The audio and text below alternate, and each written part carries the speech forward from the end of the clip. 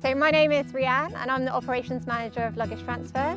So basically we are known as the luggage fairies, if you like. We cover the whole of the South West Coast Path from Minehead all the way around to Poole in Dorset. We will take the luggage whilst they're out on their walk and deliver it to their next location.